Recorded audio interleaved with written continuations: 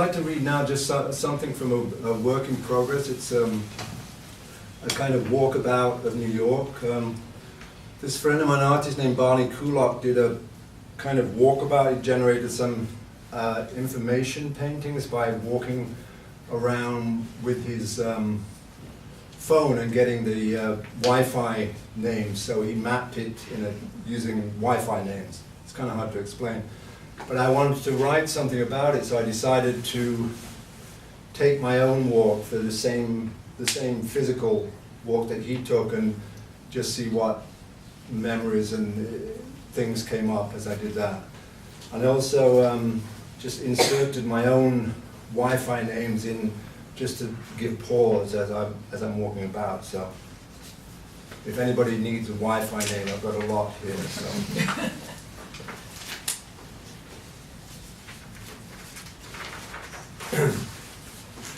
Starting from Center Place at Grand Street, the gun sign Ouija photographed is long gone, along with the firearms dealers it once announced. On this side street of Manhattan, a man once landed on the spikes of the railings around police headquarters, tossed out of a high window by drunken cops. It didn't even make the front page. Back then they could hose you down with impunity. Now at least we get some of it on film. Those cops had gone to cemeteries in Queens. The railings melted down for artillery shells. Supermodels live there now. And across the street, looking north, 400 Broome is a college dorm. In a previous life, the building was an evidence locker, cluttered with drugs and weapons. The tag on a blood-stained hammer describing in clinical detail the end of a life. Massive quantities of confiscated dope from the French Connection case were replaced with sugar and cornstarch. The theft was only discovered because insects were forming long lines to feed on the switched bait, by which time half the city was on the nod. Who lives here now? Purple Haze, Jezebel, Luigi, Extreme Pubic, Temple Fong, Two Guys in the Switchblade, Kiki of Broome Street, Mango Mama, Mandalay, Haiku Stew, Another Green World, Free Fish, Little Mouse, Mustache, Scratches, Moribund, Musclebound, Star 80, El Bordello, Brass Eye, Jackie Ho. Each intersection a gathering point for memory. Criminals were hanged and buried at crossroads so their bodiless souls would not know which road to take. Lives in cities are lost in so many ways. Slapped down by buses and cabs, sliced by knife, stabbed by dagger, split by axe, crushed by elevators, jabbed with ice pick and contaminated needle. Even lightning bears down. That boy on a Soho rooftop, cavorting in a summer storm, unwittingly called down the Lord of Thunder and electric light, concealed in a passing cloud. 4 iced him in mid-step with a single bolt to the head. Men struck by lightning outnumber women by 70%. It's the iron in their blood, testosterone calling down ionic surge of heat and light, a terrible bang and your shoes explode as the electricity emerges from your tailpipe, having fried your insides on its furious passage through your mortal frame. Your final sip of tequila still buzzing in the thorax and gone again, back to matter or no matter, drawn up to heaven on a bolt of light, an electric hook. Walk on, past Spring Street, where I first landed in this mad metropolis, and in the absence of a doorbell, yelled up at the window of number 118. Caroline, topless, threw down the keys in a sock. Thank you, Caroline. Thank you, Iggy. The Villarreals, who hardly knew me, took me in and fed me. A delightful pair. A delightful pair who never wore clothes around the house. And sent Jerry at the St. Adrian Company Bar and Grill, who hired me to wash dishes, promoted me to busboy after I helped out in a fist fight. I finally made it to waiter and spent much of my time running down Broadway after people who'd walked out on their checks. The place closed down finally after too many indoor rainstorms, and shortly afterwards the building itself, the Broadway Central Hotel, tumbled into the street, fell by the weight of its own karma. People were always very kind. Tom Birdie got me a job steel fixing at LaGuardia Airport, an immigrant watching the planes arrive as I twisted wire around rebar. For 3 months I was a union man. America's been very good to me. Paul Pines with his tiny house full of books on the roof of 57 Second Avenue, He let me stay there alone for weeks on top of the world, Lower East Side, humming and snarling far below. Stevie Shevlin, who's fixed my gas heater in that slum on 10th and C, where the junkies entered by the fire escape on alternate nights to pick up the leftovers from their previous nocturnal visits. Who lives here now? Tarantella, Marcello, Pecahita, wife-beater, lion-tooth, midwife, sightseer, grenadier, Billy Joe, Rambo, barfly, bowl feeder, monthly bleeder, paycheck, coat check and joystick, spike splitter, day tripper, shunter, toe punt, own goal, gazelle smeller, dry diver, crack wise, shoe size, brain fry, nice guy. Walk on. June 3rd, 1968. Guns and gunshots in Union Square. Valerie Solanas, bright-eyed and crazy in her plaid newsboy hat, crossed the park and sat on a bench, reread her manifesto for cutting up men, then went up to the 6th floor of 33 Union Square West with a .22 pistol in a brown paper bag. She put 2 slugs into Andy Warhol's torso. A visiting art critic got shot in the butt as he fled this performance piece. And did Fred Hughes mess his custom-tailored pants when Valerie held the gun to his head? Wouldn't you? I peed my pants when chased by skinheads in London once. It took me years to admit that, terrified, I bolted like a rabbit. They didn't catch me in Charing Cross, and Fred was spared in Union Square in Valerie's pistol jam. Andy survived, maimed for life. Later, Larry Rivers filmed the scars for his movie Tits, a seedy exploitation of the breast that played for months at the Bleecker Street Cinema. An Avedon photographed Andy's chest looking like the surface of the moon. Alice Neal made a more tender portrait, and Lou Reed wrote a poem about Andy's wounds that was published in the Paris Review. Valerie went to jail and never retrieved the play that made her gun crazy in the first place. Its titillating title was Up Your Ass. Light floods over the low buildings of the square from all directions, illuminating the sanitized park where old Methadonians used to gather on damaged benches, nuked by their meds. Memories of high-grade heroin crawling through their blood like snakes. Skateboarders hit it now, the crack of custom boards giving innocent citizens whiplash. At 17th Street, 4 cop cars equals 100 well-dunked donuts.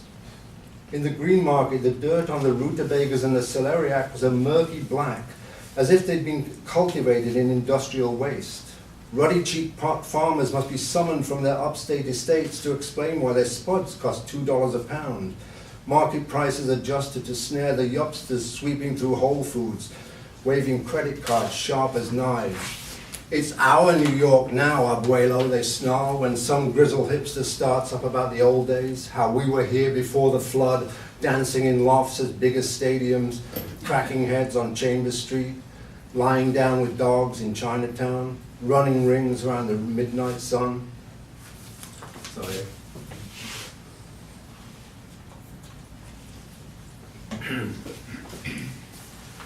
Still in Union Square. The light is sharp as a butcher's blade in Union Square today.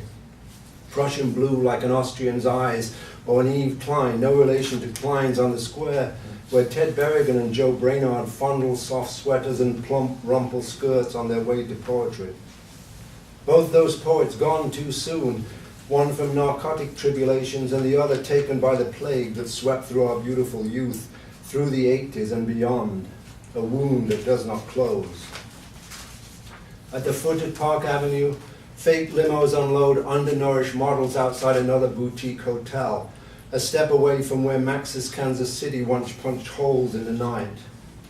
The serious artists in drunken intellectual clumps up front making plans to extract oil money from the Schlumbergers, the Deere Foundation that gave so much to so few. In the back room, Jackie Curtis and Rennie Ricard shrieking and dispensing pass and fail cars to the hip and the lame. And Candy says, I've come to hate my body and all that it requires. Who lives here now? Calf Cat, Slim Jim, Alleluia, Brimstone, Fake Money, Jock Strip, Infuse, Fat Freeze, Panty Handler, Firehole, Reckless Eyeball, Weak Knee, Knuckle Bucket, Nipple Tweak, Winkle Picker, Apple Cider, Typhoid Mary, Holy Moses, Random Fairy, Shindig, Meat Puppet, Tinsel, and Gretel.